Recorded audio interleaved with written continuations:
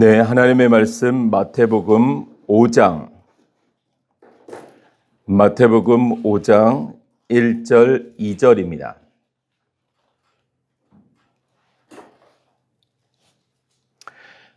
마태복음 5장 1절 2절 우리 다 같이 한 목소리로 같이 읽도록 하겠습니다.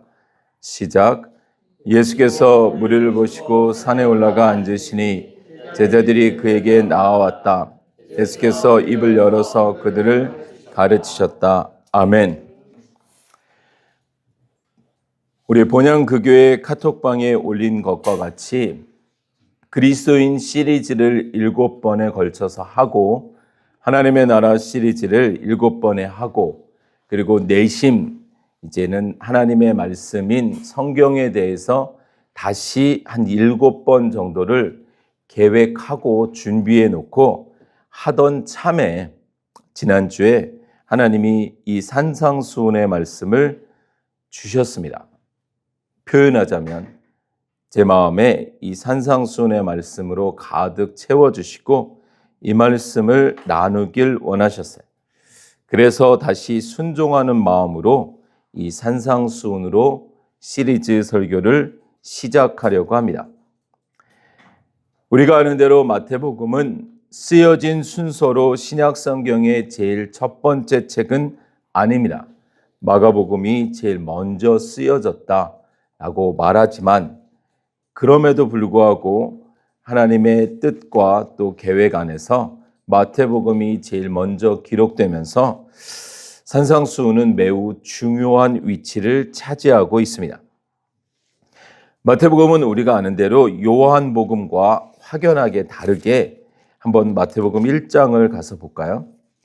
마태복음 1장은 예수님의 족보로 시작을 합니다.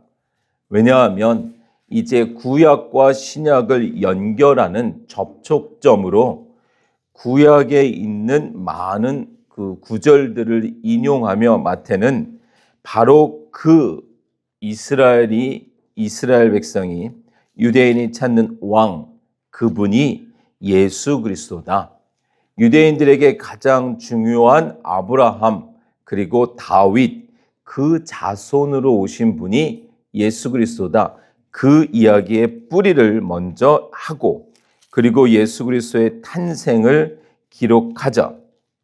자, 그 다음에 2장에 와서 그 예수님이 이집트에 내려갔다 올라오신 사건을 기록하면서 이스라엘 백성들이, 야곱의 가족들이 요셉의 인도로 이집트에, 애굽에 갔다 왔던 기록을 반복하시죠. 자, 구약을 지금 성취하는 어떤 무엇인가를 연결하는, 우리 그 테트리스 할 때 이 모양을 맞추는 듯한 그런 느낌이에요. 그리고 3장에 가서 예수님은 세례를 받으십니다.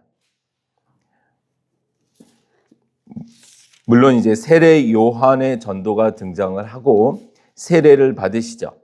이스라엘 백성들이 홍해를 건너 세례를 받은 그 사건을 또 반복하시고 4장에서는 시험을 받으십니다.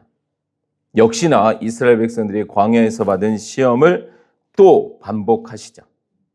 그리고 나서 4장 23절에 보면, 물론 그 바로 전에는 제자들을 세우십니다. 제자들을 세우시고 4장 23절 제가 읽습니다. 예수께서 온 갈릴리를 두루 다니시면서 그들의 회당에서 가르치며 하늘나라와 복음을 선포하며 백성 가운데서 모든 질병과 아픔을 고쳐주셨다. 예수님의 3대 사역이라고 하는 가르침과 선포하심과 고치심의 사역을 이제 출발로 공생의 사역을 시작하십니다. 그 시작 전에, 무엇을 하시기 전에, 물론 그 앞에 보면 예수님이 선포를 하시죠. 4장 17절에도 이제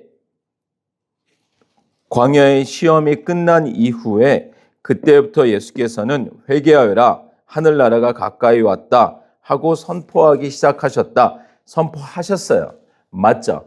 그런데 이제 본격적인 병자를 고치시고 회당을 방문하시고 유대인들과의 논쟁이 시작되고 막 그런 사역 전에 이제 산에 올라가셨어요. 그 기록이 오늘부터 시작될 산상설교, 산상보훈 또는 산상수훈이라고 말하는 마태복음 5, 6, 7장입니다. 당연히 이제 산상설교를 이제 해야 되는구나 해서 볼 때는 저 역시도 3절부터 10절까지 있는 팔복 또는 칠복이라고 하는 이 내용으로 바로 들어가려고 성경을 펴는 순간 2절에서 이제 시선이 멈추어졌어요. 예수께서 입을 열어서 그들을 가르치셨다. 무엇인가를 안내하시기 전에, 사역을 시작하시기 전에, 제자들을 부르시고 그들과 무엇을 하시기 전에 가르치셨구나. 그러고 보니 성경은 이 가르치는 사역을 무척 중요하게 말하고 했던 것을 보게 됩니다. 자, 한번 보겠습니다. 산상수훈을 설교하기 위해 5, 6, 7장을 이렇게 나눠봤더니 한 27번 정도를 설교하면 산상수훈이 끝나겠더라고요. 뭐 하다가 보면 또 묶여질 게 있고 나눠줄 게 있으니 25번에서 30번인데 그럼 목사님 한 30번을 산상수훈만 설교를 듣게 되나요? 라고 말씀하실 수 있겠으나 사실은 산상수훈만을 설교하는 것이 아니라 산상수훈으로 들어가서 성경을 나누는 거죠. 마태복음으로 들어가서 성경을 나눌 수도 있고 창세기로 들어가서 성경을 나눌 수도 있고 그러니까 결국은 성경을 이야기하는 거예요. 어느 문으로 어느 관점으로 들어가느냐인데 하나의 어떤 이 메인 텍스트를 잡은 것이 산상설교가 된다는 것입니다. 자, 그런 마음으로 한번 우리가 이제 성경을 보니 하나님은 이스라엘 백성들, 자, 성경에서 우리 대신 하나님하고 이렇게 동행했던, 우리 대신 하나님의 말씀을 들었던, 우리 대신 하나님한테 혼나고 징계받고 터지고 그랬던 그들이 누구냐면 이스라엘이죠. 이스라엘. 근데 그 어떤 시대의 이스라엘, 애굽에서 태어난 요셉과 모세 사이에 400여 년의 시간에 있었던 그 이스라엘. 물론 죽었겠죠. 400여 년이니까. 그래서 성경을 볼 때 그 이스라엘을 한 덩어리로 보면 이제 모세 시대의 그 이스라엘이 출애굽을 하잖아요. 출애굽을 해서 하나님이 가나안으로 바로 데려가지 않으시고 이미 우리가 이제 말씀 사경회 때 나눴던 것처럼 바로 데려가지 않으시고 어디에서 하나님에 대해서 가르치시죠. 시내산에서. 그래서 여기에서 예수님이 산에 올라가시는 거예요. 구약의 산, 시내산, 신약의 복음의 산, 어떤 산이냐가 중요한 것보다는 그와 같은 대비되는 구조를 택하시는 거예요.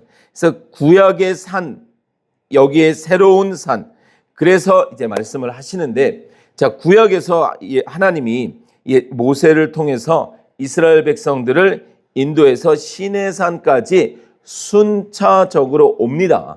물론 오는 가운데 그냥 일상의 필요, 먹는 것, 마시는 것으로 인해 티격태격하지만 시내산까지 와서는 하나님이 하나님을 가르치기 시작하세요.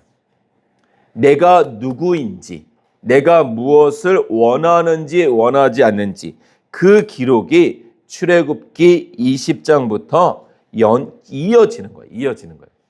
어디까지냐면 민수기 10장까지 시내산 기록이에요.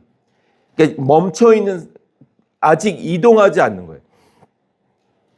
구름 기둥이 떠서 이동한 건 이제 민수기 10장입니다. 우리 한번 가서 볼까요? 여러분들이 이제 성경을 이해하실 때, 자, 민수기 10장을 보면 11절입니다. 동그라미를 꼭 해두셔야 되는 구절인데 제가 읽어볼게요. 제2년 둘째 달 그 달 20일에 증거궤가 보관된 그 성막에서 비로소 구름이 거쳤다. 그러니까 비로소 구름이 움직인 거예요. 그러니까 그때까지 그러니까 출애굽해서 시내산 도착 이후부터 출애굽기, 레위기, 민수기 10장까지. 자, 요 마음을 가지고 그래서 하나님이 계속 이스라엘 백성들에게 하나님을 가르치셨어요. 특별히 출애굽기 20장에는 10계명 사건이 10계명 기록이 나오죠. 나 외에 다른 신을 두지 말라, 우상을 섬기지 말고 내 이름을 망령되이 일컫지 말고, 그리고 안식일을 내 부모를, 이런 하나님의 뜻하심. 그동안에 애굽에 있으면서 쩔어 있었어요. 애굽에 쩔어 있었어요. 그냥 정확히 표현하자면 애굽 사람이었어요. 애굽 사람인, 그러나 신분적으로 정체성은 이스라엘인 그들에게 새로운 삶을 가르쳤단 말이죠. 새로운 정체성을 가르쳤어요. 새로운 존재를 가르쳤어요. 그래서 우리가 성경을 통해서 정말 잘 배우는 건 너무 중요합니다. 물론 잘 가르쳐야 합니다. 이제 파키스탄에서 학교 사역을 할 때나 또 이제 우리가 일반적으로도 교육이라는 걸 말할 때는 잘 가르친다, 잘 배운다, 이렇게 말을 해요. 그런데 우리가 교육 현장에 있어 보면 잘 가르친다 이 말이 티칭 스킬만을 이야기하지 않아요. 그냥 수학 문제를 아주 잘 풀어주는 사람이 있고 영어 문법이나 이런 걸 잘 설명해 주는 사람이 있는데, 그렇다고 학생들이 성적이 좋은 건 아니에요. 꼭 비례하진 않습니다. 정말 잘 가르친다 이 말은 결론적으로 학생들이 결과가 나와야 되는 거예요. 그러면 잘 가르쳐도 배우는 학생들이 안 배우려고 할 때가 있단 말이죠. 그러면 배우도록 해줘야 되는 거예요. 공부를 시키는 사람, 그 사람이 잘 가르치는 거예요. 그 기관이 잘 가르치는 것이. 그래서 파키스탄에서도 이제 시즌이 되면, 입시 시즌이 되면 학원가가 붐빕니다. 엄청나게 사교육이, 검정고시가 일반화되어 있는 곳이 있다 보니 진짜 저희 학비가 예를 들어서 한국 돈으로 10,000원 한 달에, 그럼 거긴 50,000원이에요. 엄청 되는데도 보내요. 3개월 바짝 시켜가지고 고등학교 패스를 해야 되니까. 근데 거기는요, 잘 가르치기도 하지만 이 기출문제나 이런 것들을 잘 준비해 놔서 그런 쪽집게도 가르치지만 이거를 공부를 시키는 거예요. 그러니까 엄청 때려요. 아예 들어갈 때 써요. 각서를. 당신 자녀를 엄청 때려도 된다는 걸 써요. 그리고 진짜 가요. 그러니까 딱 그 학원 들어가면 아이들이 그때부터는 학교에 와서 자는 거예요. 학교는 안 때리니까. 학원 숙제는 엄청 해가는 거예요. 엄청. 안 맞으려고. 거기서 결석했다 그러면 부모한테 바로 전화 가고 막. 그러니까 이제 잘 가르친다 이렇게 나오는 거죠. 거기서 말하는 이거는 티칭 스킬뿐만 아니라 공부를 시킨다 이거죠. 맞습니다. 우리가 신앙 훈련도 정말 잘 가르치고 잘 배워야 되는데, 나는 다 가르쳤어 라고 말할 수 있겠으나 결국은 성도들이 잘 배워야 돼요. 여러분들, 우리가 제가 요즘 들어서 더욱이 이제 말씀을 더 읽고 연구하고 가르치면서 정말 잘 가르쳐야 되겠구나. 아니면 정말 잘 배워야 되겠구나라는 영적인 안타까움에 대한 실감을 참 많이 합니다. 특히 신앙 상담을 하면서도 정말 그래요. 어느 순간부터 우리가 살짝 완전히 틀어진 것도 아니고 살짝 각이 다르지 않았을까? 뭐 그런 마음.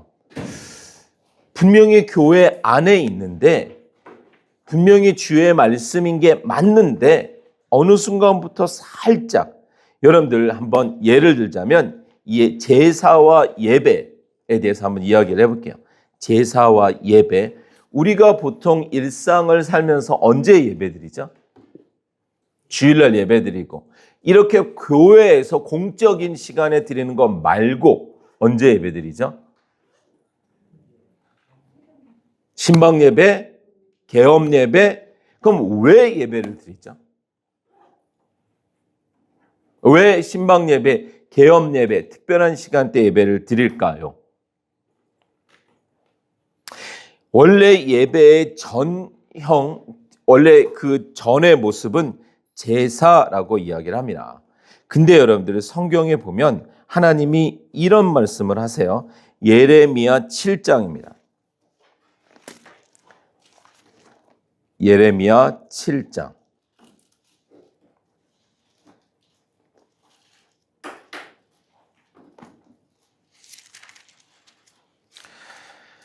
예레미야 7장 21절부터인데 22절, 23절 읽을게요. 아닙니다. 21절부터 읽을게요. 자, 제가 가진 성경으로 1220쪽입니다. 예레미야 7장 21절부터 나 만군의 주 이스라엘의 하나님이 말한다. 내가 너희에게 받고 싶은 것은 제사가 아니다. 너희가 번제는 다 태워 내게 바치고 다른 제물은 너희가 먹는다고 하지만 내가 허락할 때니 번제든 무슨 제사든 고기는 다 너희들이나 먹어라. 내가 너희 조상을 이집트 땅에서 데리고 나왔을 때에 내가 그들에게 번제물이나 다른 어떤 희생제물을 바치라고 했더냐? 바치라고 명령이라도 했더냐? 오직 내가 명한 것은 나에게 순종하라는 것. 그러면 내가 그들의 하나님이 되고 그들은 나의 백성이 될 것이라는 것. 내가 그들에게 명하는 그 길로만 걸어가면 그들이 잘 될 것이라고 한 것뿐이지 않았더냐.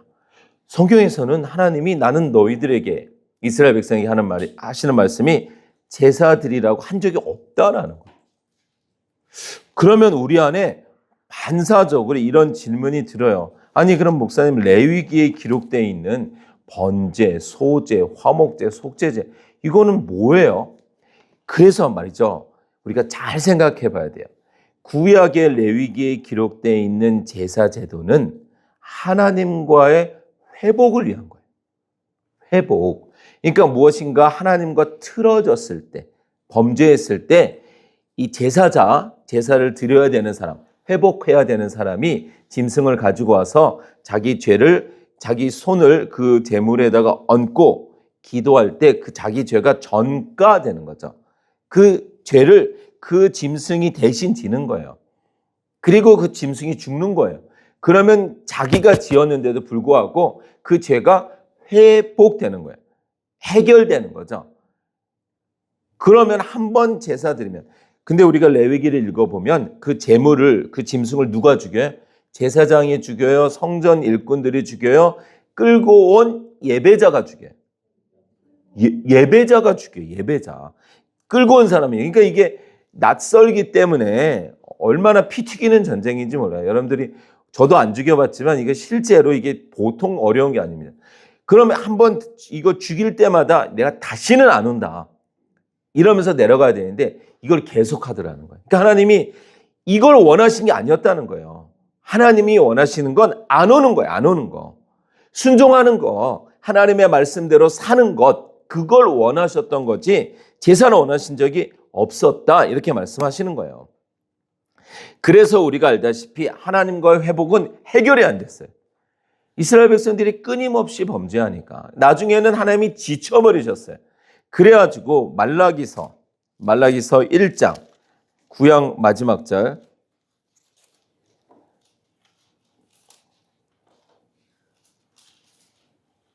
말라기서 1장을 보시면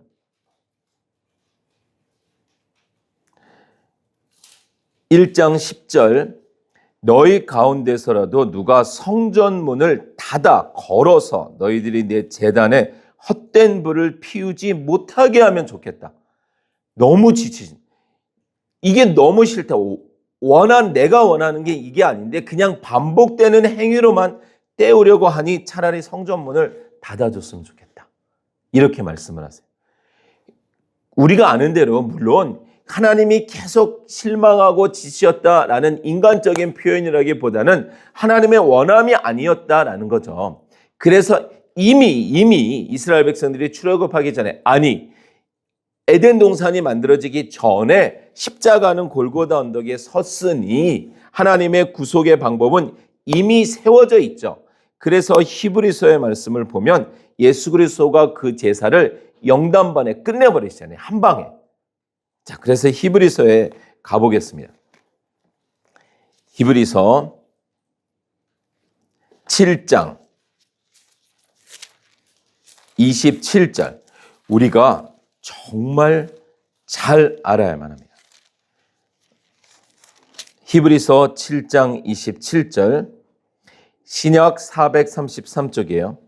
그는 예수 그리스도는 다른 제사장들처럼 날마다 먼저 자기 죄를 위하여 희생제물을 드리고 제사장들이 이제 제사를 드릴 때 자기도 죄인이니까 자기를 위해서 제사를 먼저 드리고 속죄 제사를 집례했단 말이죠. 그 다음에 백성을 위하여 희생제물을 드릴 필요가 없습니다. 그는 자기 자신을 바치셔서 단 한 번에 이 일을 이루셨기 때문입니다. 9장 12절 단 한 번에 지성소에 들어가셨습니다. 그는 염소나 송아지의 피로서가 아니라 자기의 피로서 우리에게 영원한 구원을 이루셨습니다. 아멘. 히브리서에 더 많은 구절들이 이러한 내용을 말씀하고 있어요. 그러니까 다시 정리하면 구약의 제사장들이 해결하지 못하는 구약의 백성들이 반복해서 드리던 그 회복을 위한 행위를 예수님이 끝내버리셨어요. 그러면 우리의 예배는 더 이상 회복을 위한 예배다 아니라는 거예요. 예배로서 제사로서의 기능이 그리고 구약을 보니 구약에서 반복해서 이렇게 말씀을 하신 거죠. 사무엘상 15장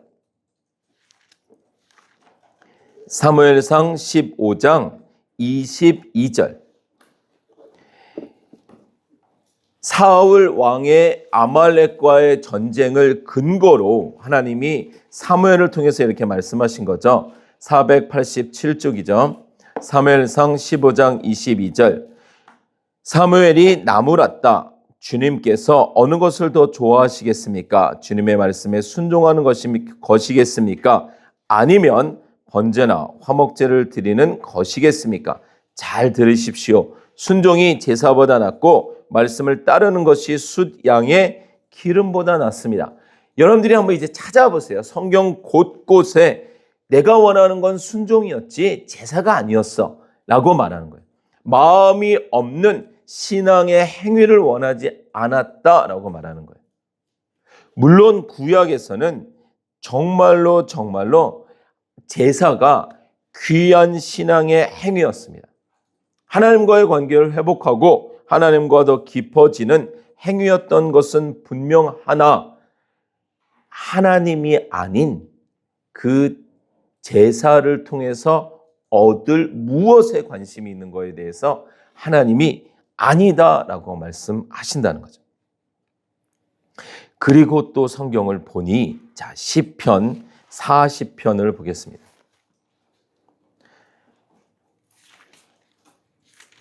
시편 40편 자 6절인데 한번 저를 보세요. 정말로 여러분들에게 간곡하게 말씀드리는 건 성경을 읽으셔야 돼요. 목사가 주일날 아니면 새벽 예배를 그래서 일주일에 최대 10번의 설교를 한들 다 말씀드릴 수 없습니다. 여러분들이 직접 말씀을 읽으시면서 말씀을 통해서 하나님을 만나셔야만 합니다. 그것이 우리에게 있어서 최고의 가르침입니다. 여러분들 지금 사순절 기간인 거 아세요? 저희 교회가 워낙 그런 걸 안 해가지고 우리가 조금 낯설지만 물론 이 사순절이라는 의미도 성경에 근거한다기보다는 물론 예수님이 40일 금식하시고 모세가 40일 이런 40이라는 숫자가 있는 건 맞으나 그런 종교적인 원력이 사실은 이제 중세 시대를 거쳐오면서 또 막 이렇게 혼합되어져 가지고 우리 안에 들어온 어떤 교회 행사이기도 하고 그래서 우리가 하지는 않지만 우리가 고민은 해야 돼요. 무슨 말이냐면 우리가 이런 어떤 제도나 시스템이 없어도 모여드리는 예배, 흩어져서 드리는 예배라는 경각심을 가지고 정말 나는 교회는 일주일에 한 번 가, 일주일에 3번 가. 그러나 내 삶은 항상 예배야. 그러면 맞는 건데 나는 그냥 일주일에 한 번 가니까 남은 시간은 자유야. 이러면 큰일 나는 거예요. 그러면 모든 책임은 가르쳐야 될 목사에게 있는 거죠. 그렇지 않습니다. 사순절이라는 시간을 이제 한번 오늘부터 새벽 예배입니다. 새벽 예배 시작합니다. 사순절 새벽 예배. 그리고 매일 축복 성구 이렇게 나눠주고 그리고 정말 그 성구 40개 모은 사람들은 마지막 날 이제 축복 기도도 해주고 그리고 정말 그렇게 모은 가정들은 이제 또 가정 개근 또 막 시상해주고 이래서 이것이 마치 이 땅에서의 어떤 복을 받는 지름길 또는 어떤 형통하는 방법 이런 쪽으로 몰고 가는 것도 아니지만 아예 안 해도 되니 여러분들 자유하셔도 됩니다. 그것도 안 된다는 거예요. 왜냐하면 우리는 잘 가르치고 잘 배워야 되기 때문에 그렇습니다. 시험을 안 보면 학생들이 자발적으로 공부하고 때리지 않으면 학생들이 자발적으로 공부하면 너무 좋은데 안 때리면 안 하니까 학교에서. 그래서 정말 옛날엔 많이 때렸잖아요. 요즘은 큰일 나지만 어찌되었건 다시 한번 우리 안타까운 마음으로 시편 40편 6절 주님께서는 내 두 귀를 열어주셨습니다. 주님은 제사나 예물도 기뻐하지 아니합니다. 번제나 속죄제도 원하지 않습니다. 그때에 나는 주님께 아뢰었습니다. 나에 관하여 기록한 두루마리 책에 따라 내가 지금 왔습니다. 나의 하나님, 내가 주님의 뜻 행하기를 즐거워합니다. 주님의 법을 제 마음속에 간직하고 있습니다. 하나님이 원하시는 건 우리에게 하나님이 어쩌면 끊임없이 물으시는 건 왜 예배를 드리는데 왜 제사를 드리는데 그거란 말이죠. 이 땅의 것을 더 받기 위해서 언젠가부터 우리 안에 예배는 그냥 마스터키처럼 되어진 것 같습니다. 뭐 좀 안 풀리면 예배 드리자. 뭐 좀 안 되면 예배가 뭔가를 푸는 그래서 헌금도 좀 두둑히 준비하고 이왕이면 문제가 심각하면 부목사님이나 부교육자 말고 그래도 담임 목사님이 오셔서 예배를 좀 찐하고 좀 이렇게 이 기도팀들, 권사님들 뭐 이런 분들 한꺼번에 와서 좀 예배를 확실하게 드리면 뭔가가 좀 될 것 같은 그런 마음이 어쩌면 우리 안에 있는 것은 아닌지. 시편을 열렸으니 시편 51편에도 16절, 17절 주님은 재물을 반기지 않으시며 내가 번제를 드리더라도 기뻐하지 않으십니다. 하나님께서 원하시는 재물은 찢겨진 심령입니다. 오 하나님, 주님은 찢겨지고 짓밟힌 마음을 멸시하지 않으십니다. 정말 하나님을 구하는 예배. 하나님 말고 하나님의 것이나 하나님의 힘이 필요한 예배가 아니라 하나님을 구하는 예배. 그래서 이미 예수 그리스도로 말미암아 회복이 되어진 하나님과 하나님의 백성의 관계 안에서 예배라는 것은 하나님과의 동행이란 말이죠. 소통이에요. 소통. 그냥 어렵지 않습니다. 하나님과 소통하는 시간이에요. 사랑하는 사람이 생겼으면 그 사람하고 몇 번 만나실래요? 몇 번 소통하실래요? 제안하실래요? 딱 이때만 통화하고 그 시간도 1시간 안에 딱 끝내야 돼. 더 이상 길어지면 안 돼. 막 더 길어지면 인상 쓰고 막 화내고 설교 시간 20분에서 끝내야 되는데 1시간 넘어가고 막 예배 시간 2시간 되고 그러면 거기서 왜 더 기쁨이 없죠? 예배가 동행이고 하나님과의 소통이고 즐거움이라면, 근데 언젠가부터 예배가 그냥 걸어두는, 신앙인으로서 그냥 최소한의 걸어두는 도구, 아니면 내가 힘들고 어려울 때 그것을 푸는 열쇠, 이런 것으로 되어버리진 않았나 싶습니다. 그래서 요한복음에서 하나님이 뭐라고 말씀하시죠? 예배자들을 찾으신다라고 합니다. 우리 요한복음 4장 23절. 요한복음 4장 23절 보겠습니다. 179쪽이죠.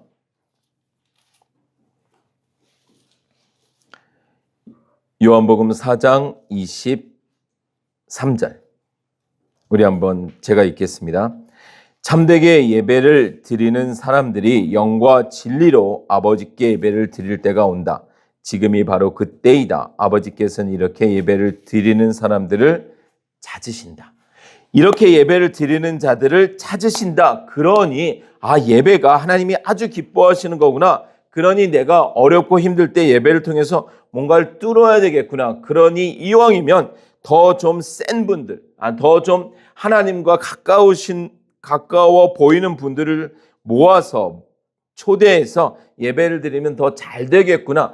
이런 쪽이 아니라 예수 그리스도로 말미암아 우리와 하나님과의 관계가 이제는 휘장이 찢어짐으로 회복이 되었으니 얼마든지 우리는 예배자가 될 수 있습니다. 어디서든지 언제든지, 정말 잠자는 그 자리에서도, 심지어 화장실에서도, 걸어가면서도 언제든지 소통합니다. 할 수 있습니다. 그것이 우리의 기쁨이라면 말이죠. 이와 같이 예배에 대한 부분도, 제사에 대한 부분도 우리가 그 목적과 그 관점, 개념을 정확하게 알지 못하면, 바르게 알지 못하면 그냥 내 무엇을 이루는 수단으로 사용할 수 있다는 거죠. 오늘 설교 제목은 그들을 가르치셨다, 이겁니다. 그들을 가르치셨다. 나중에 우리 다시 마태복음으로 가볼게요. 마태복음 5장. 마태복음 5장 21절부터 48절까지는 그러나 나는 너희에게 말한다. 5장 22절부터 나오죠. 그러나 나는 너희에게 말한다. 살인이 살인이 아니다. 또 간음이 간음이 아니다. 또 이혼이 이혼이 아니다. 또 맹세가 맹세가 아니다. 또 보복이 보복이 아니다. 또 사랑이 사랑이 아니다. 6번을 그러나 나는 너희에게 말한다 라고 가르치세요. 진의, 진짜 뜻은 이거야 라고 가르치세요. 예전에도 한번 말씀드렸는데, 왜 그런 말 있죠? 전 세계적으로 비슷한 뉘앙스의 이제 속담이, 가르치지 않고 책망하고 징계하는 것은 악한 것이고, 가르쳐 주었는데도 들어먹지 않는 자는 사형에 처해도 좋다. 징계해도 좋다. 매를 들어도 좋다. 이런 거예요. 가르치지 않고 징계하는 것은 아니라는 거예요. 악이라는 거예요. 그러나 가르쳐 주었는데도 불구하고 안 들어먹는 것은 징계해도 된다라는 거죠. 여러분들 정말 성경은 우리에게 끊임없이 하나님의 외침을 가르치고 있습니다. 근데 우리가 취사 선택하는 거예요. 내가 듣고 싶은 것만 듣는 거예요. 심지어 한 문단, 이게 지금 절이 한 5절이 한 내용인데 그 중에서도 내가 듣고 싶은 그 절만 빼버리는 거예요. 얼마나 악한 거예요. 그래서 성경을 다시 보니 우리 예레미야 7장 이렇게 기록합니다.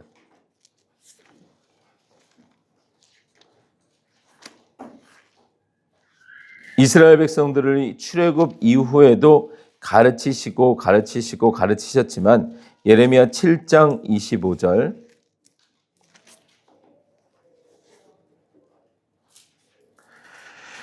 1220쪽입니다.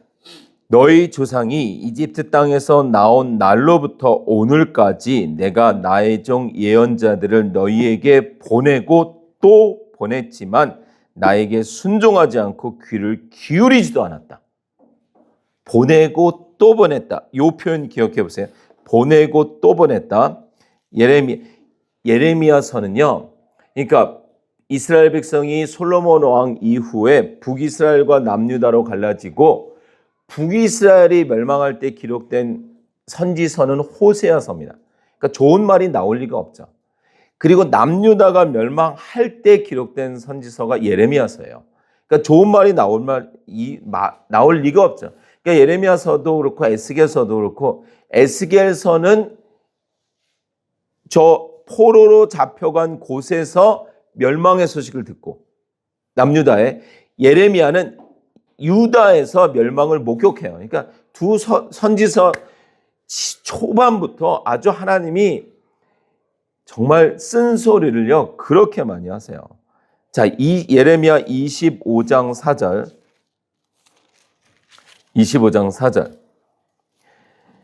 주님께서는 여러분에게 주님의 종 예언자들을 보내시되 꾸준히 보내셨으나 여러분은 예언자의 말도 듣지 않았습니다. 여러분들은 들으려 하지도 않았고 귀를 기울이지도 않았습니다. 한두 곳이 아니에요. 26장 5절, 29장 19절, 35장 10절. 그냥 여러분들이 읽어보시면 진짜 하나님의 속이요 새까맣게 되셨겠구나. 꾸준히 보내고 또 보냈는데도 들으려고 하질 않았다. 아까 제가 말씀드렸잖아요. 선지자들이 못 가르친 게 아니에요. 그들은 너무 잘 가르쳤어요. 수학을 티칭 스킬은 너무 잘 가르쳐요. 근데 자고 있어요. 눈은 보고 있는데 딴 생각하고 있어요. 그럼 어떻게 배워요? 잘 가르친다. 그래서 하나님이 결국 망하게 하시는 거예요. 잘 가르치게 하시기 위해서. 망하니까 정신을 차리더라는 거예요. 망하니까. 그러자 그들이 드디어 마침내 복음이 왔을 때 알아먹는 자들. 물론 그게 수순이 아니라 하나님의 방법이었다라는 거죠. 그리고 예수님으로 넘어오시는 거예요. 그리고 마태복음이 시작됐다라는 거예요. 구약에서 하나님이 그렇게 가르치셨어요. 선지자들을 보내시고 그리고 직접 모세를 통해서 시내산에 몰아놓고서 거기서 내디립다 하나님의 법을 가르쳤어요. 원력, 인력, 해와 달을 섬기던 그들에게 한 주라는 주 단위를 알려주시면서 하나님을 가르치셨어요. 먹어야 될 음식과 먹지 말아야 될 음식과 제사를 드릴 때는 어떻게 드려야 되며 나를 예배하는 성막은 어떤 모양이며 하나하나 꼼꼼하게 가르치셨어요. 근데 들어먹지 않았다는 거죠. 그리고 마태복음에서 아까 우리가 읽은 것처럼 4장 23절에 예수께서 온 갈릴리를 두루 다니시면서 그들의 회당에서 가르치며 이렇게 시작이 되는 거예요. 가르치셨어요. 오자마자 이게 너희의 잘못이야 디립다 말 안 하시고 가르치셨어요. 그리고 산상수훈을 시작으로 아주 그냥 하나님을 쫙 풀어놓으신 거예요. 산상수훈에서 5, 6, 7장에서 가르치고 또 가르치셨어요. 그러나 나는 너희에게 말한다 하시면서 그 뜻을 가르치셨어요. 그리고 또 이렇게 보니 여러분들 마태복음 28장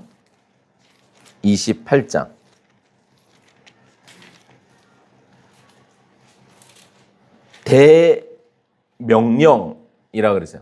하나님 사랑, 이웃 사랑은 대계명, 그리고 선교 명령은 대명령. 자, 18, 19, 20절이죠.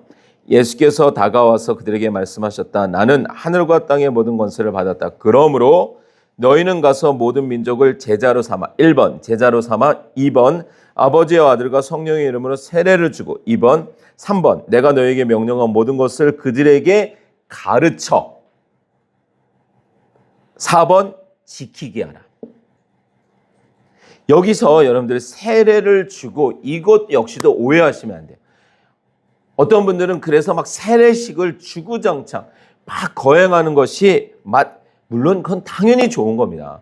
그건 당연히 신앙 고백하는 사람들에게 표를 주는 거니까. 그러나 여러분들 고린도전서 1장 17절 한번 볼까요? 고린도전서 1장 17절.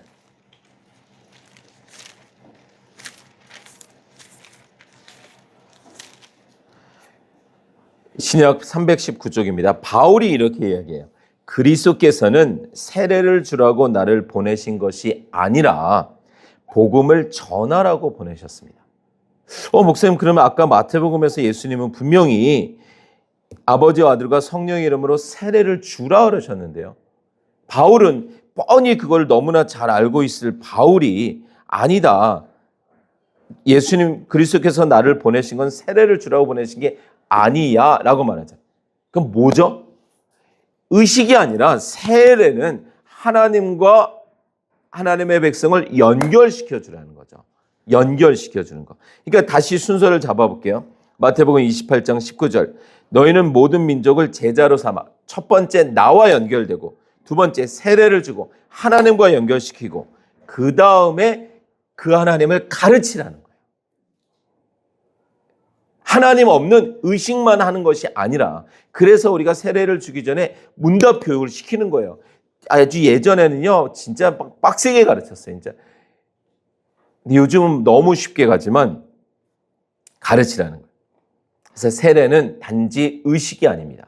하나님을 바로 알게 하는 그런 훈련이란 말이죠. 자, 그래서 가르치라는 거예요. 가르치는데 이걸 그냥 아까 말한 대로 티칭 스킬만을 가르치라는 게 아니라 가르쳐 뭐 하라고요? 지키게 하라고요. 지키게 하라고요. 그러면 시험을 보고, 그러면 몽둥이를 들고, 그러면 난리를 치서라도 그 시험을 통과시켜야 된단 말이에요. 그게 책임이 있는 거죠. 사도행전 28장을 가서 보니 사도 바울은 가르쳤습니다. 무엇을 가르쳤을까요? 28장 31절. 우리가 아는 대로 여러분들 사도행전의 구조는 사도행전 28장 손에 끼시고 1장을 보시면 이제 예수님으로 시작을 해요. 자, 3절에 예수께서 고난을 받으신 뒤에 자기가 살아계심을 여러 가지 증거로 드러내셨습니다. 그는 40일 동안 그들에게 여러 차례 나타나시고 하나님 나라에 관한 일들을 말씀하셨습니다. 예수님이 하나님의 나라 일을 말씀하시죠. 그 다음에 28장 31절에 사도 바울이 그는 아무런 방해도 받지 않고 아주 담대하게 하나님 나라를 전하고 주 예수 그리스도에 관한 일들을 가르쳤다. 맞죠? 하나님 나라로 시작해서 하나님의 나라로 끝나고 예수님으로 시작해서 사도로 끝나요. 무엇을? 하나님의 나라를 말하고 가르쳤대요. 맞죠? 맞습니다. 이렇게 성경은 가르치고 있어요. 그런데 교회에서 언젠가부터 이 가르침의 시간이 없어졌어요. 새가족 교육 5주? 아니면 그 다음부터 바로 그냥 전선에 뛰어들듯이 봉사, 헌신, 수고, 마치 그것이 당연한, 물론 너무나 좋은 것입니다. 오해하시면 안 돼요. 그런 것이 나쁜 게 아니라 우리는 끊임없이 배워야 되는 거예요. 끊임없이 하나님의 말씀을 붙들지 않으면 우리의 성장이 멈춰지면 죽는 거예요. 여러분들, 우리는 이런 말을 종종 들었습니다. 중세 시대에 귀하게 쓰임을 받았던 어거스틴이라는 우리 교부가 있어요. 어거스틴이 참 방황을 많이 했어요. 수사학자였던 그 천재가 방황을 많이 했어요. 그때 어거스틴의 어머니인 모니카라는 분은 그 성당에서 늘 주구장창 기도를 하셨어요. 그랬더니 그것을 보고 있던 어거스틴 앞서 그 교부였던 그 스승이기도 하고 어쨌든 암브로스라는 사람이 그것을 보다가 그런 말을 했다 그러죠. 너무나 잘 알고 있는, 기억나세요? 어거스틴의 어머니에게 암브로스가 뭐라고 했다 그러죠? 그 방황하는 그 혼전 아이를 낳고 막 이방 신에게 제사를 드리고 그러는 아들을 보면서, 남편은 죽고 그 아들을, 외아들과 같은 그 아들을 보면서 어머니가 눈물 어린 기도를 하자 암브로스가 어머니의 눈물의 기도는 절대로 실패하지 않습니다 라는 말을 했다고 기록되어 있어요. 너무 좋은 말이죠. 여러분들 정말 우리 어머님들 그렇게 기도하고 계시죠? 그런데 우리가 또 이런 부분에 있어서 야, 그래, 내가 우리 자녀들을 위해서 기도해야 되겠다. 그래서 정말 작정을 하고, 그러면서 교회에서 잘하는 게 뭐예요? 1000번째. 1000번 내가 한번 예배를, 새벽 예배를 빠지지 말아야 되겠다. 그리고 1000번째 헌금 막 이런 거 막 하면서 어떻게든지 우리 자녀를 돌아오게 하려고, 이거 다 좋습니다. 다 좋은데 성경을 보면 부모에게 기도하라고 한 것보다 부모에게 하나님을 가르치라고 했어요. 가르치는 것이 훨씬 비중이 높습니다. 하나님을 가르쳐야 될 때가 있어요. 때가. 엄마의 아빠의 말이 먹힐 때가 있잖아요. 먹힐 때. 그때 주구장창 아주 단호하게 세게 빡세게 죽어라 가르쳤어야 되는데 그때 안 가르치고 나중에 기도로 때울 수가 없어요. 어떻게 기도로 돌이켜요?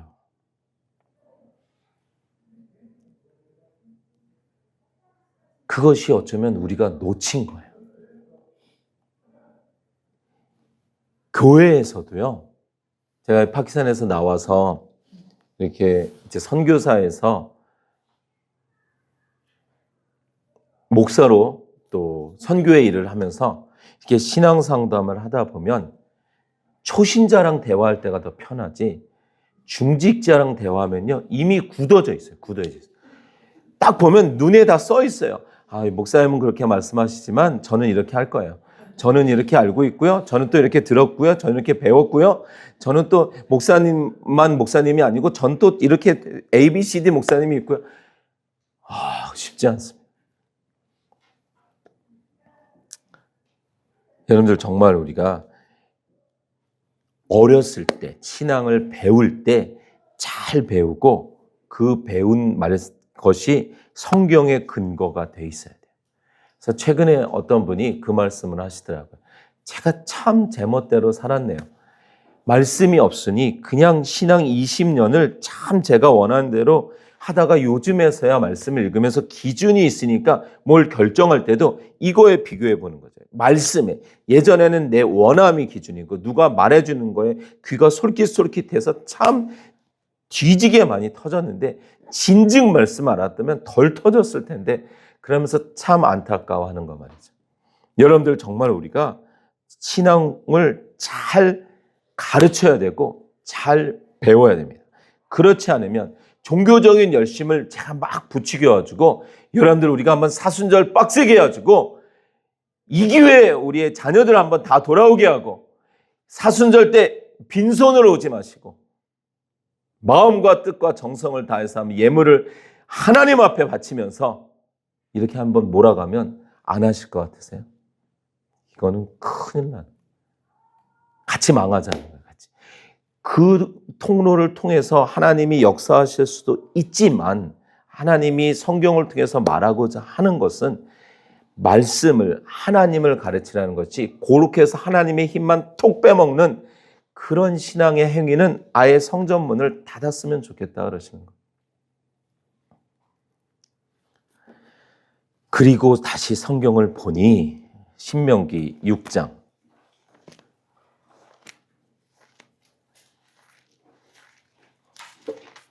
신명기 6장에서 우리가 지난 시간에 봤잖아요. 자, 뭐 성경이 그냥 성경이에요. 달리 추가하고 이런 것도 없어요. 6장 4절에 이스라엘은 들으십시오. 이스라엘이 누구라고요? 홍요셉이고 여기 앉아 계신 모든 분이잖아요. 들으십시오. 주님은 우리 하나님이시요. 주님은 오직 한 분뿐이십니다. 당신들은 마음을 다하고 뜻을 다하고 힘을 다하여 주 당신들 하나님을 사랑하십시오. 이게 우리가 먼저 지켜야 될 첫 번째인데 이거는 안 하고 그냥 내 자녀가 아니면 내 성도, 내 학생들이 그냥 시험만 패스하게 그게 아니라는 거죠. 내가 오늘 당신들에게 명하는 이 말씀을 마음에 새기고 사랑하고 새긴 다음에 열심히 가르치라는 거예요. 여기 어디 기도하라는 말이 있어요. 자녀를 위해서 기도하라는 말이 어디 있어요. 부지런히 가르치며 앉아 있을 때나 갈 때나 누워 있을 때나 언제든지 가르치고 심지어 그것을 손에 메어 표를 삼고 배울 때 정말 주구장창 말을 시작할 때부터 근데 이때를 놓치면 철야 아닌 금식에 따따블을 해도 그거는 그걸로 해결될 문제가 아니라는 거죠. 그래서 가르치라는 거예요. 잠언 22장 6절에서도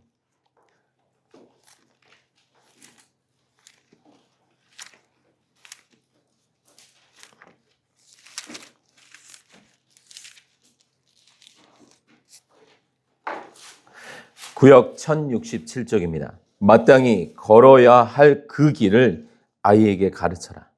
그러면 늙어서도 그 길을 떠나지 않는다.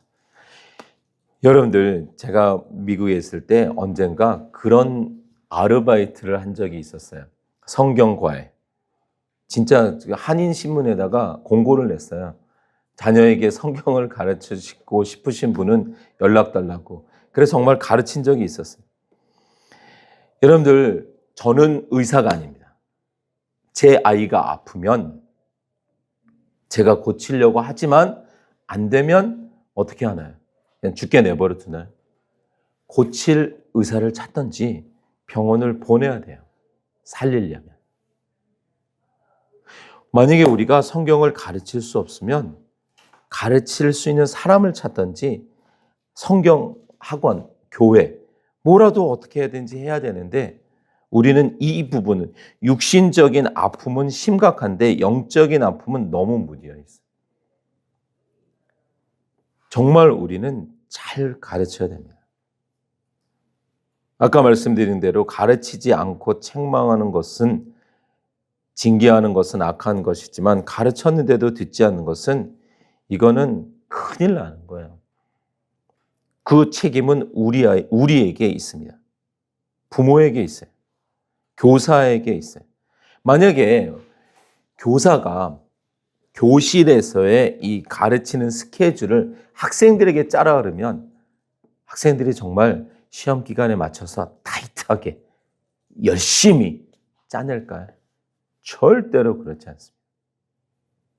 교회에서 목사가 만약에 성도들에게 신앙의 스케줄을 짜라 그러면 과연 성도들이 더 잘 짜낼까요? 아닐걸요. 자녀에게 만약에 부모가 너희들이 하고 싶은 대로 한번 짜내라. 그래서 너희 인생이니까 결론도 너희가 책임져야 돼. 아주 멋있는 것처럼 들리지만 과연 자녀들이 인생을 알까요? 우리는 정말 나중에 책망 들을 것입니다. 너의 성도가 아니라 너의 학생이 아니라 너의 자녀가 아니라 내 생명을 너에게 잠깐 맡긴 거였는데 네가 잘못한 것에 대한 청지기에 그래서 그 청지기가 어떻게 됐어요? 내 것을 주인의 것을 자기 것으로 여겨 지 맘대로 하니까 이제 세매라 끝내라 이제 네 역할을 그만해라 라고 하시잖아요. 그건 당연한 것입니다. 우리 자녀도 우리 것이 아니고 여러분들도 제 양이 아니고 우리는 분명히 목숨 걸고 가르쳐서 하나님을 만나게 해야 돼요. 제자를 삼아 아버지와 아들과 성령의 이름으로 세례를 주고 하나님과 붙여주는 거예요. 그래서 사도 바울이 나는 중매한다. 나는 중매한다. 나는 예수 그리스도에게 붙여주는, 그래서 나는 해산의 수고를 한다 라고 말을 했던 거예요. 해산의 수고예요. 해산의 수고. 그냥 던져주고서 안에 그럼 뭐 알아서 해. 이게 아니었다는 거예요. 그걸 지키는 데까지 해산의 수고. 막 들들이 볶았겠죠. 얼마나 볶았겠어요. 그러니까 고린도 교회 성도들하고 문제가 생기잖아요. 막 바울을 싫어하잖아요. 그러니까 바울이 고린도 선서와 후서에 중간에 또 한 글을 보내고 그것 때문에 막 성도들의 마음이 어렵고 막 이런 내용들을 쓰면서라도 끝끝내 그들을 붙들고 가잖아요. 그러니까 우리가 정말 예수님이 다시 마태복음에서 가르치기를 시작하셨다라는 것에 대해서 무엇을 가르치셨는가 이제 다음 시간부터 팔복이 무슨 뜻인지, 예수님의 이름 때문에 고난을 당한다는 것이 무슨 뜻인지 그런 건 다음 시간부터. 그러나 오늘은 우리가 한번 진짜 내가 끊임없이 배워야 되겠구나. 내가 끊임없이 말씀을 알아야 되겠구나. 내가 원하는 하나님이 아닌 하나님이 원하시는 내가 누구인지를 알아야 되겠구나. 그래서 정말 부지런히 가르쳐라 했던 그 말씀을 내가 들어야 되겠구나. 정말 사순절이라는 기간을 오히려 잘해서 이 세상에서 복받자가 아니라 사순절이라는 기간을 통해서 더 경건하게 우리 스스로가 시간을 구분해서, 비록 장소는 교회가 아니어도 내가 시간을 구분해서 뭐 하루에 한 끼를 금식을 하던 일주일에 한 번을 금식을 하던 아니면 어떤 시간을 구분해서 그 시간에는 다른 거 다 안 하고 뭐 유튜브니 스마트폰 붙잡지 않고 단 한 30분이라도 하나님을 생각하는 시간을 스스로가 가지면서 더욱더 하나님의 말씀 앞에 선다면 자발적인 순종이 우리 안에 이루어지는 것이지만 그냥 막 묶어가지고 그래서 막 교회가 지치고 힘들고 피곤한 것이 되지 않고 정말 하나님 앞에 서야 될 것입니다. 부활절이 40일 후 있습니다. 우리는 다시 한번 그냥 눈 뜨면 죄인으로 죄스럽게 살고 언덕 위에 세워진 차가 브레이크 안 걸려져서 계속 뒤로 가는 거 끌어다 놓으면 또 가고 끌어다 놓으면 또 가고 끌어다 놓으면 또 가는데 난 이제 절대로 안 가요. 이런 말 하지 말고 다시 우리 마음을 묶고 또 묶으며 우리에게 맡겨진 영혼들, 자녀들, 성도들 그리고 내 사회생활에 붙여준 영혼들을 끊임없이 하나님을 알게 하고 또 알게 하고 또 알게 하고 그 일에 충성을 다하는 우리 모두가 되어서 주님의 말씀도 잘 배우고 잘 가르칠 수 있기를 주의 이름으로 축원합니다. 우리 한번 같이 기도합니다.